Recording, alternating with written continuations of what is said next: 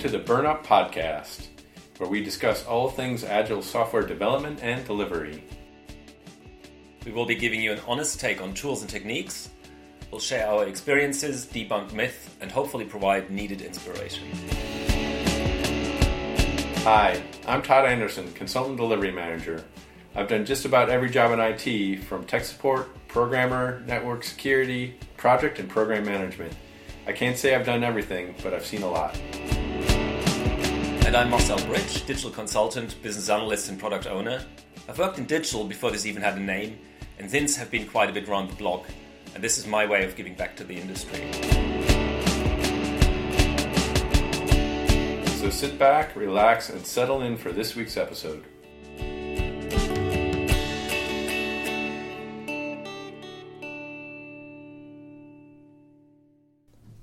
Okay, this week we're talking with Erica about user research. Erica, introduce yourself. Hi, I'm Erica Kucharczyk. I'm a user experience researcher.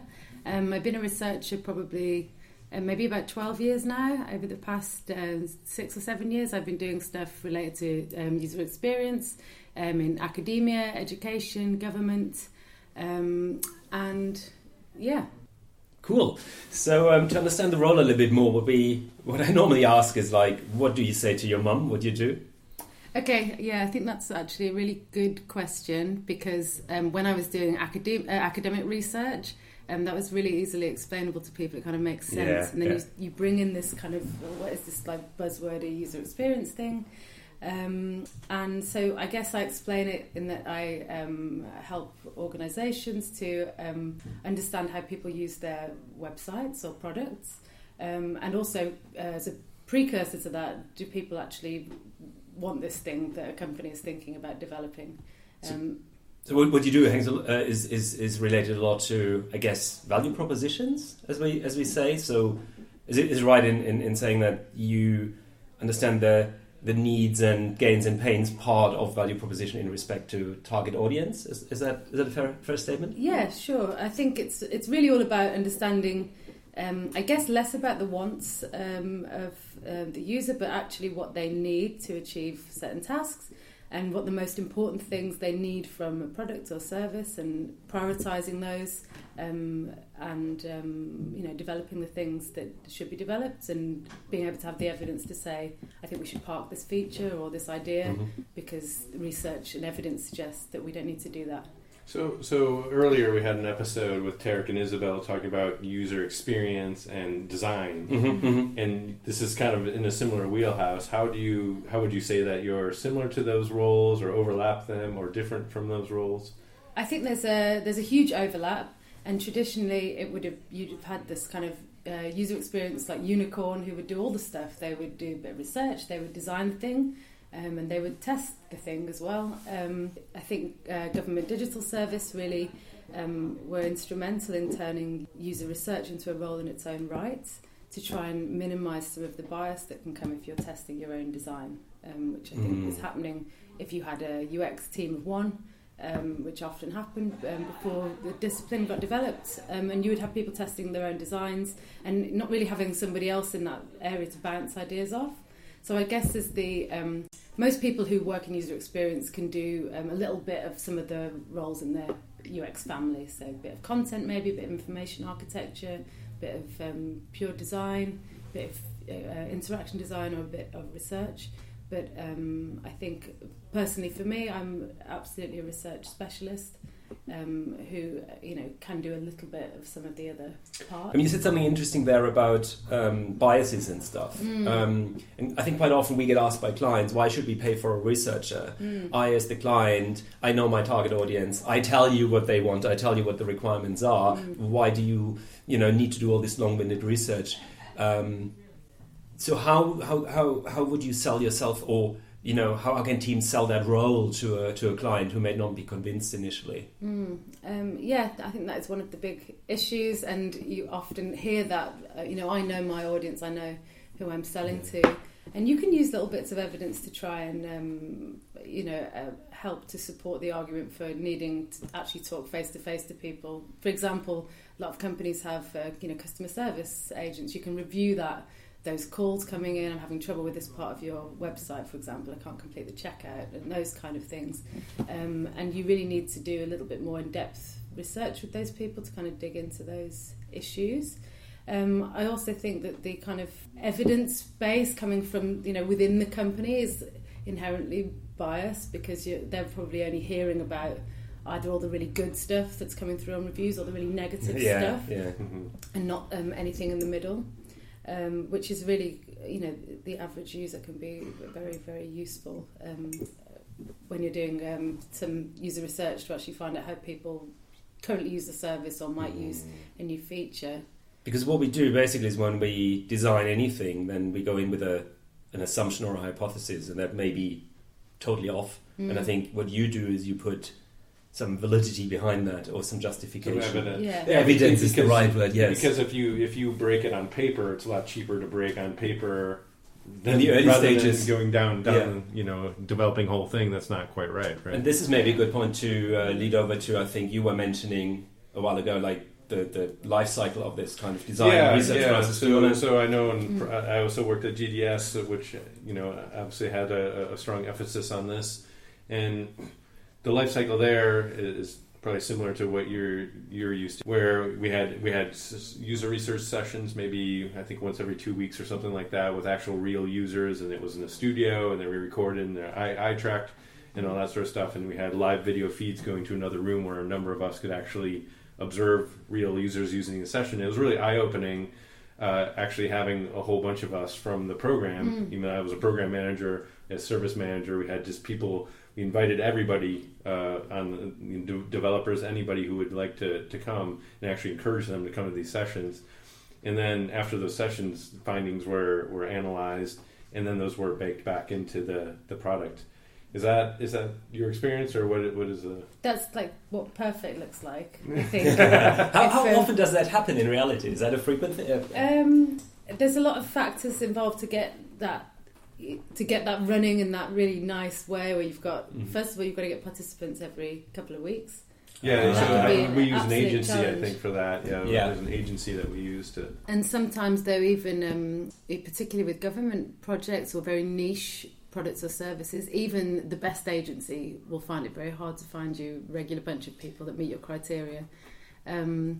So that would be the first. I suppose that now I'm challenging like the perfect ideal, which is brilliant. You get people to come and observe the thing. You've got people to test with. You've got a prototype that works that you want to test, and people are bought in and will then listen, be receptive to the feedback from the participant that you're providing afterwards. But the reality can be a little bit different, and it's not always done in a lab, the research as well. I think that can be really useful and powerful for getting stakeholder buy-in, but sometimes the lab can be an intimidating area for participants. Right. They know they're being watched, it's not a natural setting, so I like to do things in a slightly more relaxed way. A guerrilla testing type thing, or is that something more specific? Or? Somewhere in the middle of the two. Not guerrilla. I would arrange the session before. I like to give people the opportunity to, reflect on taking parts. They still get information sheet, and I'm taking consent and all of that stuff. But maybe done in a more natural setting. In, let's say, testing in their workplace, if they usually use the thing at work, or maybe it's a retail product and it's something that they would normally do sitting on the sofa at home. And how can you know what that's really like unless you're sitting with someone on their sofa while their kids are running around and their dishwasher's making a noise and, it's all distracting, and you want to see what the reality of that is for somebody when they really would be using your thing in real life. I think I have an interesting example to that. I'm wondering whether you had similar experiences where we did classic focus groups with a user group. It was a retail client, and they had an internal product catalog system, and everyone hated that system. They gave us all sorts of reasons why it wasn't the right system. But then when we observed them doing the work, we realized that the biggest problem was that it took 50 minutes to boot that system up every morning, right? But no one articulated that because they had suffered that for 3 years. That was just so normal for them that no one even thought about this. And then once we realized that, we could easily make that change, and suddenly all the other problems weren't that big problems anymore. So I think, do you find that sometimes looking at how people use software, how they behave, is very different to what they articulate and say? Yeah, I think and that comes down to also the way you're testing and the way the researcher portrays themselves and the environment. If you set it up in a way that the user feels like they have to please you, they might say, oh, I think this is great and I would absolutely do this. Or you might unintentionally lead them into knowing how to use something, whereas if they're on their own, they might struggle. So it all comes down to kind of a good the research design and trying to make sure you're going to capture this in the testing that you do. But I imagine that you also need to have an attitude of like having a blank slate every time you walk into that room, because you don't want to influence. Like how do you get yourself in that mindset that you don't influence the result, or is that a struggle, or do you have to do anything specific to prepare for that, or is it just a mindset? I think it really comes with practice, and probably it's a bit of an innate skill for a researcher to. You have to go in there as an open book kind of thing, and it can be difficult, I suppose, if you're invested in a product, and even if you're not the designer, you're working very closely with a designer who is probably quite invested in what they've created.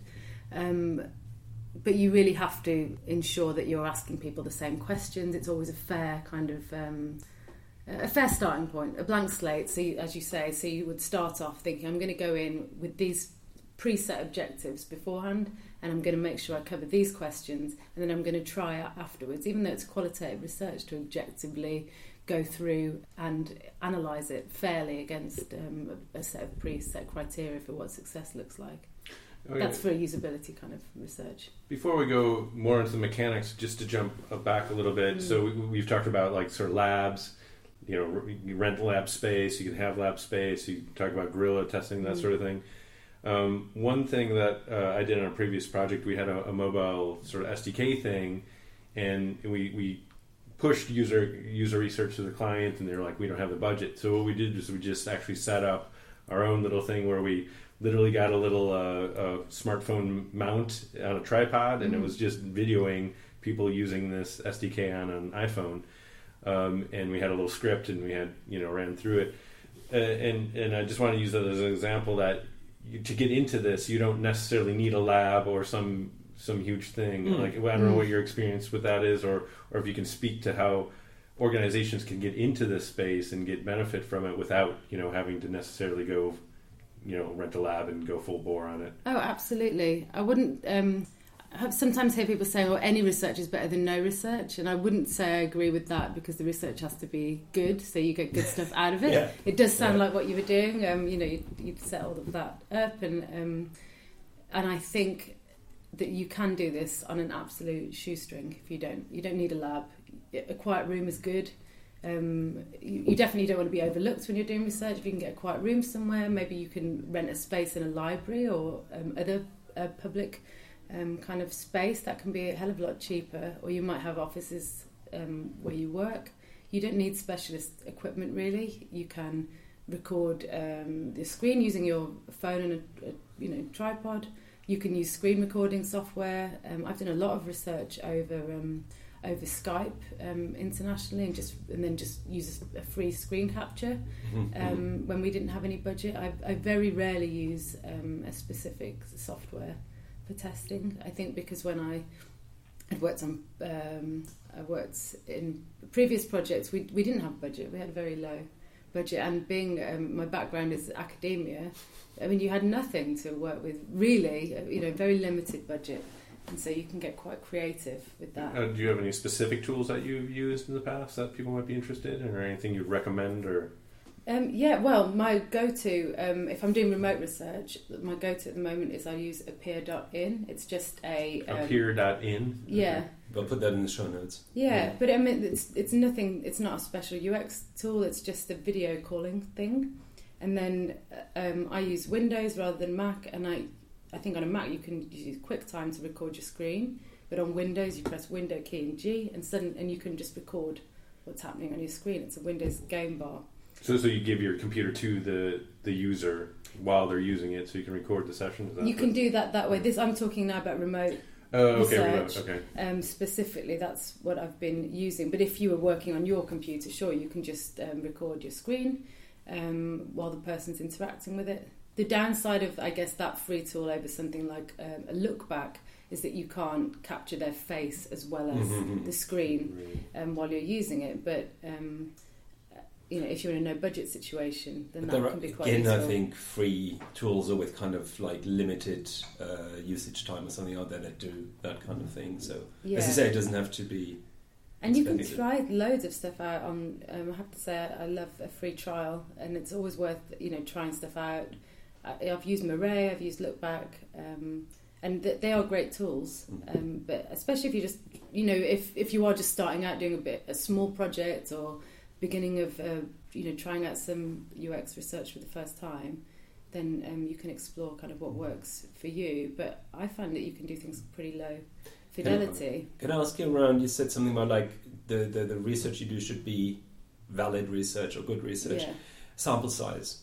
So I guess coming from academia, you may have had slightly larger sample sizes. I found when I worked with government that we're testing with like 5 people every week. It was even hard in some cases to recruit 5 people on a weekly basis. But then what happens with 5 people when someone says something that you don't like, you're like, that person was a bit special, maybe, or you kind of, it's very easy with a sample of 5 to kind of not fudge the research, but kind of... Or overblow, like I think this is the question I asked Tarek and Isabel, the sort of quantitative versus qualitative, and when you have that small sample size, then suddenly, like, 2 people didn't like something. Suddenly, you're changing your type of application. Exactly. So you can either overblow the results or fudge it and dismiss it because it's such a small sample size. I think what we're, the thing with the qualitative research, when we're talking about usability testing or interviews, we're not looking for statistical significance. Right. We're looking for trends and trends in behaviour, and we're definitely not. We shouldn't be looking at what people perhaps like or don't like. If somebody says, I don't like that because it's pink, I'm not really interested in that as a finding. But if I find that 2 people can't do, something that would be critical, like they can't complete a checkout process or they can't figure out how to enter their name into a form field, then I would say, okay, even 2 out of 5, if you extrapolate that to a larger number of people, with the amount of people using your product or service, that could be a huge amount of people, I don't know, not able to complete a public-facing service or not completing your checkout and losing you a bunch of money. So you could use that as quite a persuasive tool. Well, and you can use that as a basis to then develop a quantitative test to follow up to really nail it home if you really had to, right? Sure. I think that's a really good point. I was just about to say that what we do, I guess, quite often is we start at the beginning of the project where we don't know much at all, and we do kind of, defining the value proposition, some research there. Then as you design maybe a prototype, you test that. But then once that thing is live, you would, of course, get in with web tracking or analytics that then, with far larger volumes of users, kind of justifies or validates and tests what you've done, and then you can do A/B testing, M/B testing, and that stuff. Exactly. And I think all these things need to come together, right? It's not one or the other, right? Yeah, totally. It's just different methods and tools for different stages of the project life cycle. And if you're thinking about, let's say, the beginning of a project, maybe you're in alpha and you've got like a couple of different prototypes that you're testing. It would take hours and days to do enough hour-long research usability sessions to reach a statistical significance, right? So you have to look at those trends, look at the themes, and make these very iterative changes based on how confident you are that this thing that maybe you've observed, this behaviour, is a showstopper or not, and decide whether you should iterate on that confidently, or you need to do more research. And then when you get into beta and you've got enough users, then you definitely can start doing some multivariate testing, some A/B testing. And then you can, have a big enough sample more easily to seek statistical significance. So that's actually a good segue, because I want to start getting into the actual nuts and bolts of what you do. So if you start going through the process of how do you design a test, how do you run the test, and then how you do the post analysis, what's that process look like? Do you want to talk about that in terms of interview or usability test? Maybe a usability test. Yeah, or you can say what the difference is. Maybe. Yeah, sure. I guess you might be at the beginning of a project doing. I guess maybe I'm thinking a website checkout process or something like that. Yeah. Some critical path piece of a website might be the easiest thing to pick off, I guess. Yeah. Okay. Sure. First of all, you probably want to be working with your team to find out what they need to know, and let's assume that.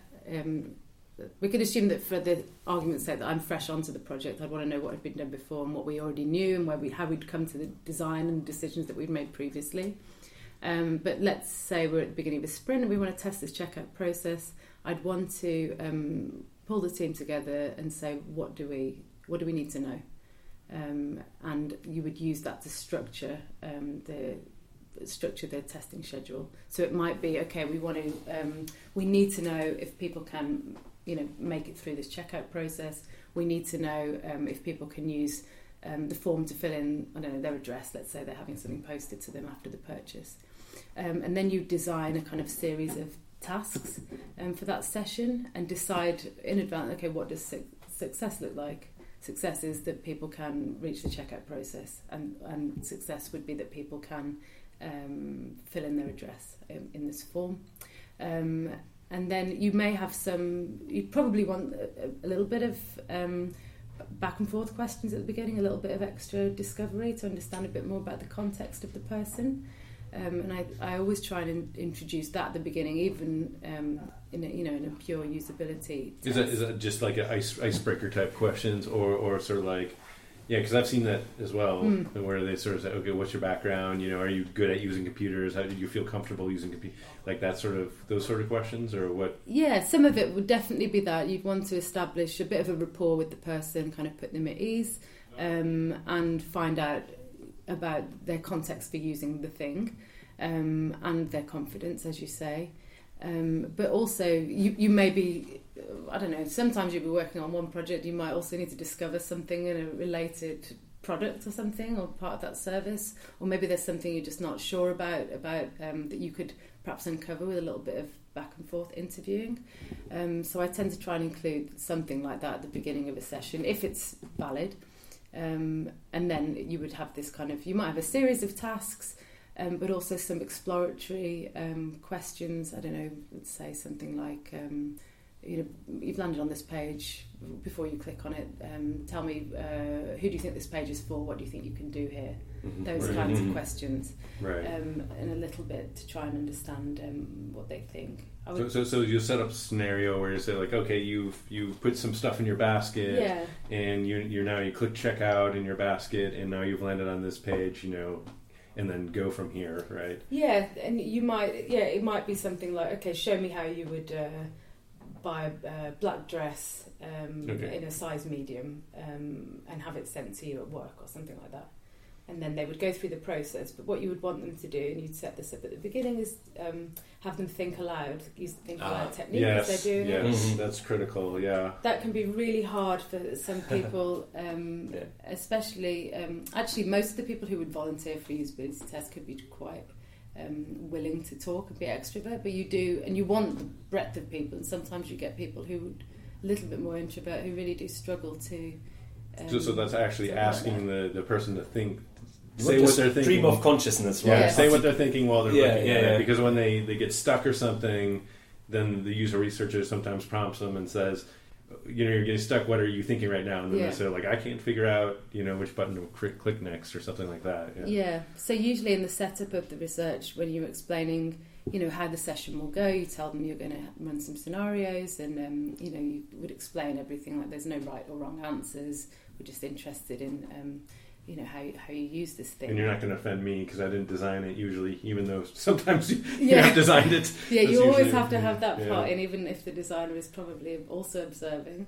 But you would try and explain the think aloud technique and just give an example. So you could say something like, you may, as you're looking through this page, you may notice something that draws your eye, and it would be very helpful if you could say, oh, I've seen that, and I'm going to click on that now.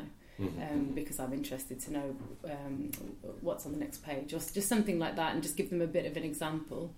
But also another trait, though, is you let them talk and you don't prompt them, right? Because I know that's also sort of counterintuitive, because you want to help. When somebody's struggling, you want to help them as a person. but I know the better user researchers will let them struggle a little bit to see if they find their way through it eventually or not. I don't know if there's... That can be so hard to let that silence just, sink in there. But you really do have to give the participant or user the chance to try and figure that out on their own, or not, because that's what you really want to see. You want to see what would happen if you weren't there. This person is trying to really do this task alone. How long does it take them? Are they going to give up? Do they have any workarounds? If you're sitting with someone, you can see... I've seen people become, physical signs of anxiety about not being able to do the thing. And you have to, obviously, try and take it as far as you can go. But if it goes too far, I would try and get them back on track. But you would note that as a kind of, we weren't able to complete this task. And then move on to the next thing, so that you can still, utilise the rest of the session. You wouldn't want to leave somebody floundering for half an hour. Yeah, right. There is a limit. Let them off the hook until they're like crying bundle in the corner. Exactly. Yeah. But that can be very, very powerful if you're trying to persuade a stakeholder. Just a quick one on this. So, because you said, okay, there is this important silence and giving them space. Yeah. Do you find there is the other thing where you have to denoise some of the stuff people waffle at you? So I was in a session where someone was like, oh, I'm a designer as well, and I really don't like the design you've done here, and the design of this brand, which was exactly the brand we were designing for, but he didn't know, is much better than what you've done. And they give you a lot of because I think people want to be helpful, right? They want to give you advice even, and it's like, no, we're not really looking for advice. Do you feel there's a little bit of that? I've had that a lot, and you do have to balance that out, and also try and bring people back around to and you've got to take control of the session. You're leading the session. You really need to show that. I did do some testing with some teenagers once, and one of them said, oh, I'm studying software development. I've been into your code and I don't like what they've done here. I was like, okay, thank you for that. That's great feedback. Now can we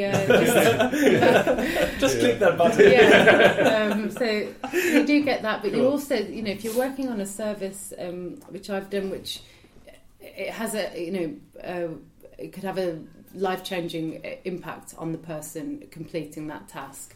For example, maybe a government type service.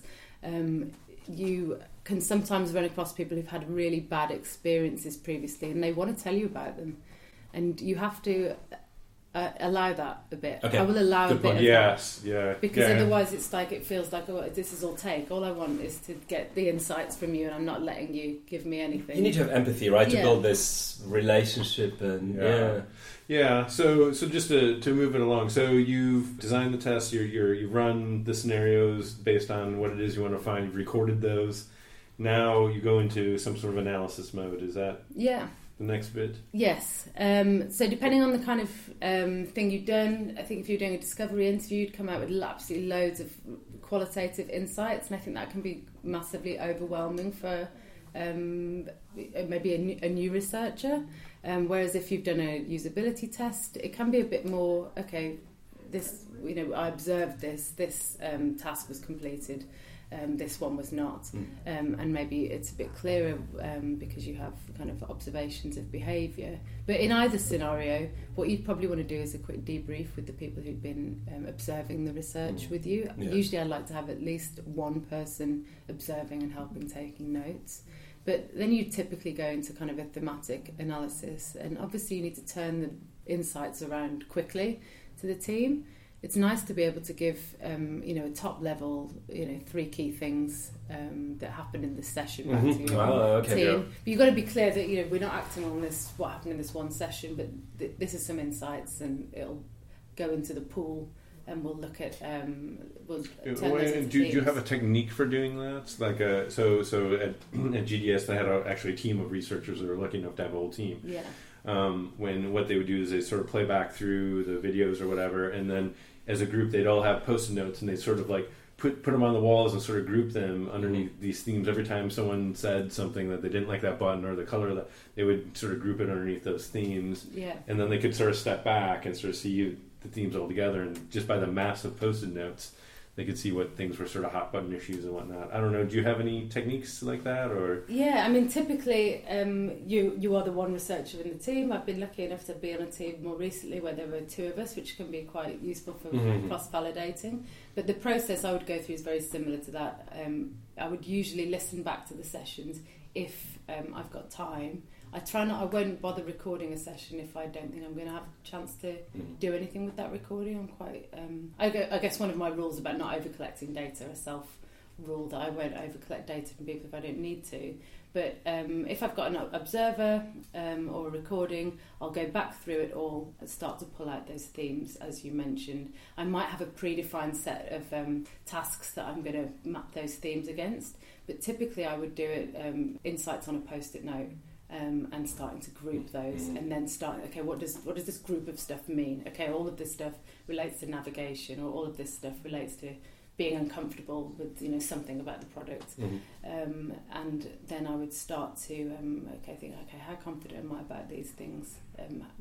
What do I want to feed back to the design team and the dev team about what we should iterate upon? For the next round.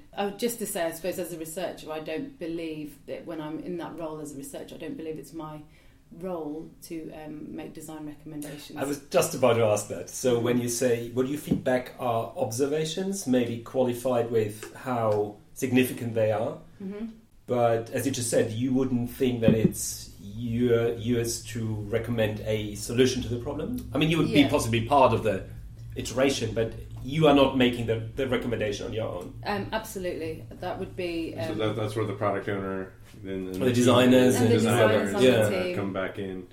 And on a really, a team that's working really well together, I would typically make these kind of actionable insights about what I'd seen, right, or observed, and what happened in the sessions, and hopefully the designers will have been in those sessions and observed them too. So we don't have to have a back and forth about that. So what's an example of an actionable insight? Like, how would you state that? Like, if it were a checkout scenario or something like that, I don't. I would say that 4 out of 5 people couldn't see where the submit button was on this form. Recommend repositioning. Repositioning or changing colour or something. Reposition or redesign or design tweak or something like that. But I just don't. And then I would be happy to work with the designers on, okay, based on what I saw, maybe how would I think it would work based on some solution ideas they come up with. But I don't think it's the role of the researcher to make those recommendations. And what form does your playback to the team take? Is it usually like you're sort of like have a meeting or something, and you say, these are the results, here are my findings, and it's just like a little PowerPoint thing, and you pull out some examples or something, or what? Usually I would ask who I'm working with on what the format they would prefer. It's like you can do it in many different ways, but people have different attention spans, less time, and may find things useful in different ways. My go-to would be a little PowerPoint with a screenshot of the screen, and then a set of things that I noticed and maybe prioritised by or indicated somehow how confident I was that this was an issue, or how much of an issue this was, maybe a red, amber, green or something like that, and then some quotes to support that from the research. You can make video clips and do like a little show and tell back that way. Yeah, so I've the nice thing about recording is doing little video clips, and then even in some showcases that I've had, sometimes you play back little clips of people using it, and because some people are like genuinely like they're like, this is so much easier than the way I have been doing it. This will mean a lot to me. Like you say, it could be really meaningful to them. Yeah. And actually having some of those clips and those little things is kind of a nice thing to showcase for people and to motivate the team, and it's neat. It's neat to have that actual insight from real users using it who have really no reason to lie or skew the skew it in your favor. So yeah, definitely. I think it can be useful to record if you are going to get the opportunity and the time to create those clips and use them to play back. And you have to be clear that you get permission to record them. I was supposed to say that, GDPR and all that stuff. Yeah, that's a huge and I think if you're working with an agency, it's probably going to be part of that. But you need to have. But even if you're just doing it with friends or something, you should probably make sure that you have permission to record them. And most definitely. I'm really obviously with GDPR.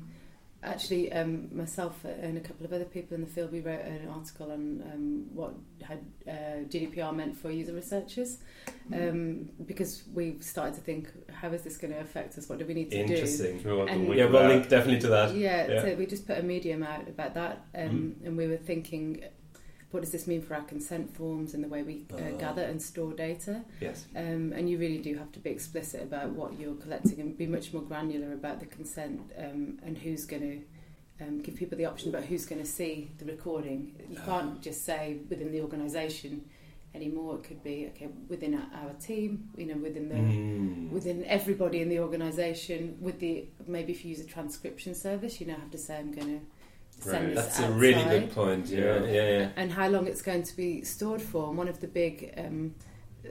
things that does happen with large organisations, and especially if you are relying on, if you use a lot of contract researchers, you might get loads of recordings or data or raw data or participant information, and it just gets shoved in a drive, and people leave, and nobody knows when it can be archived or how to retrieve it, because under GDPR now, if somebody comes and says, I want to know everything you hold on me, company X, find that? You have to be able to tell them. Sure. And if you haven't, if that hasn't been stored in a consistent way, you'll find that difficult. So let's shift gears and talk about how did you come into doing this?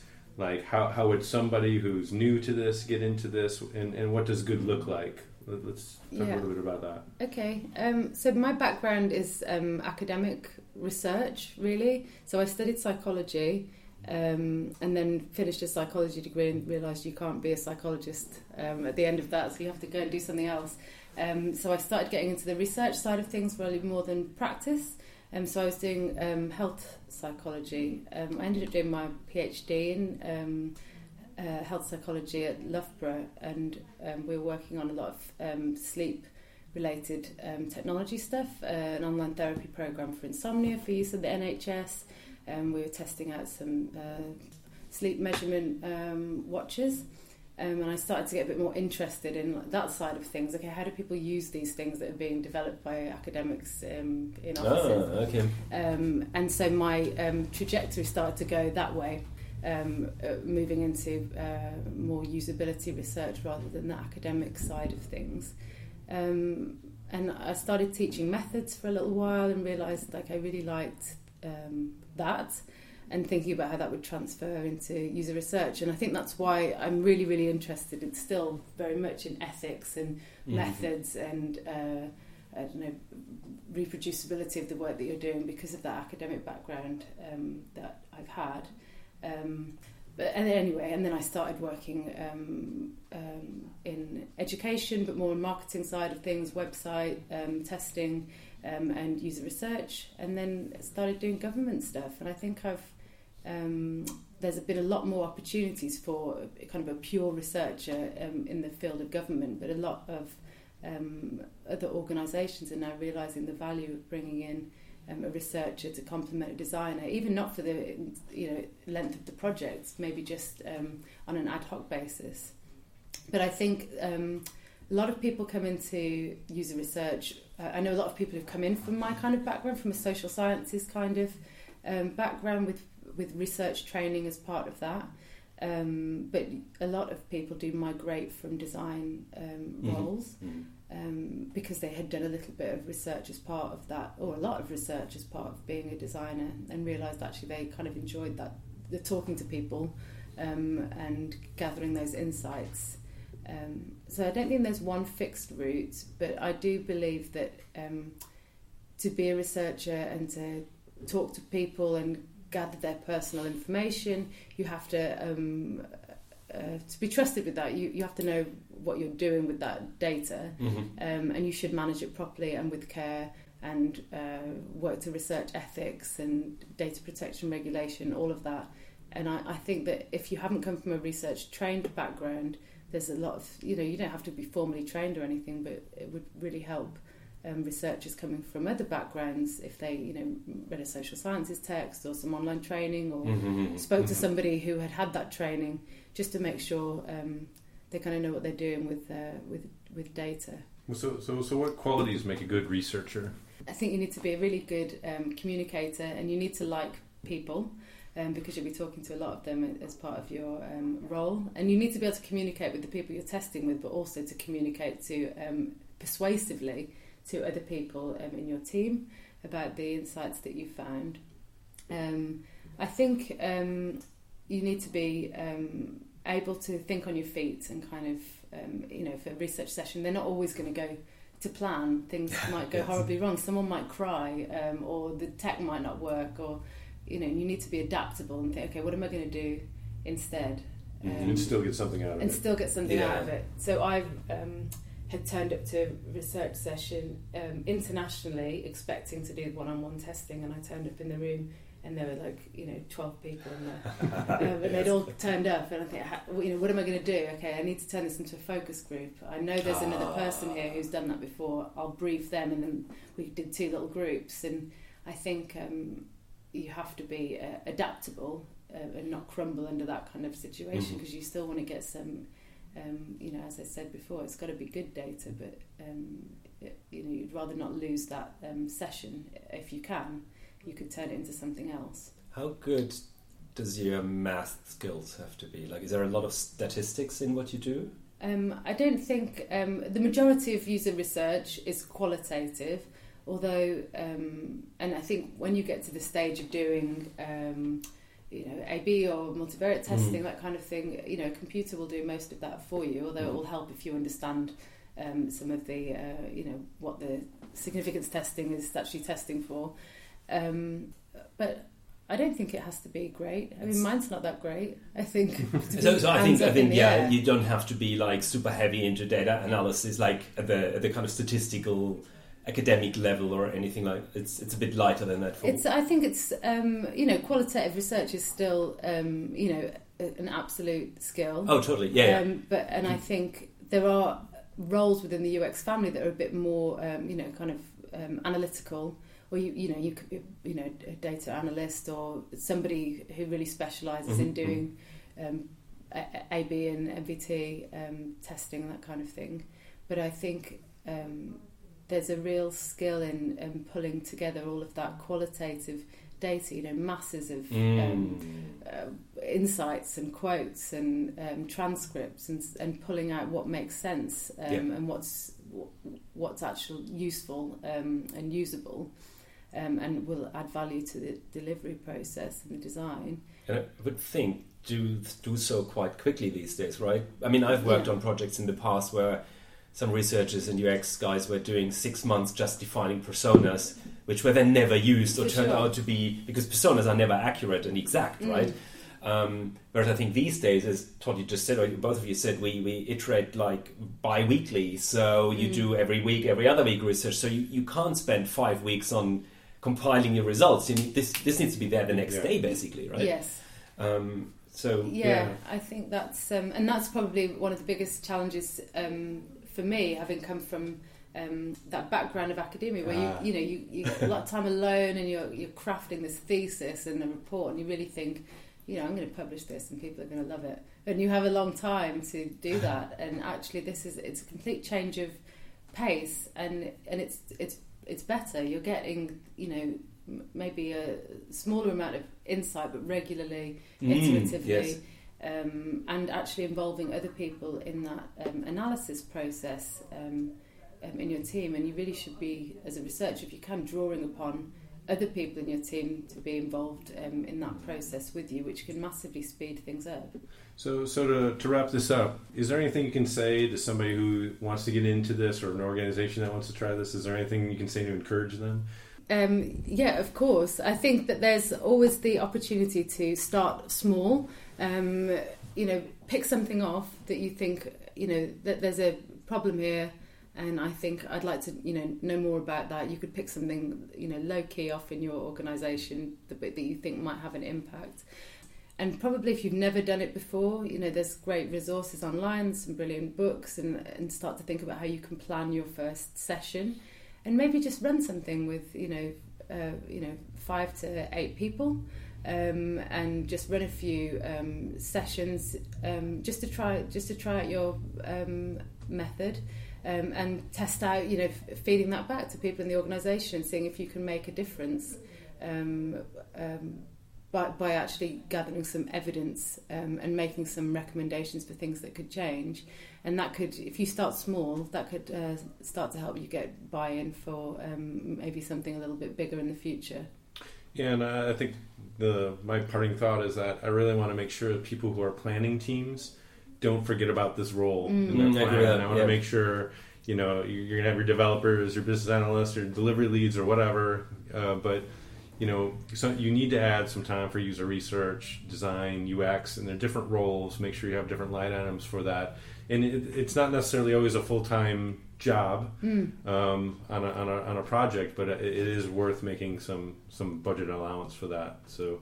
Because again, it'll save you a lot of money in the long run. I agree. Yeah. It's one of those roles. If you haven't worked with that role or used that role, you don't know what you're missing. And then once you've worked with someone who's good, then you're like, "Whoa, okay, this was there's so much value in this, and I didn't even know that value could be delivered and existed." And yeah, well, thanks a lot, Erica. I really appreciate it. Thanks for having me. Yeah, thank you. Okay.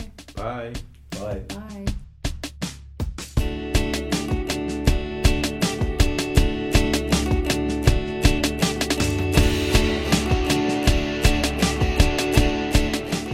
That's it for today's episode.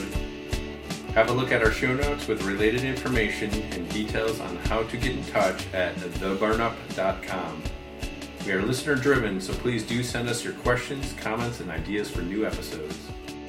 We're both practitioners and are happy to discuss interesting opportunities from consulting to coaching to getting involved in actual projects. For inquiries, please visit burnupmedia.com. This podcast is produced by Burnup Media Limited under a Creative Commons Attribution, Non-Commercial, No Derivatives 4.0 license, which means you can share it as long as you give credit, but you cannot change it or make money of it. Until next time, thanks again for listening and have a wonderful day.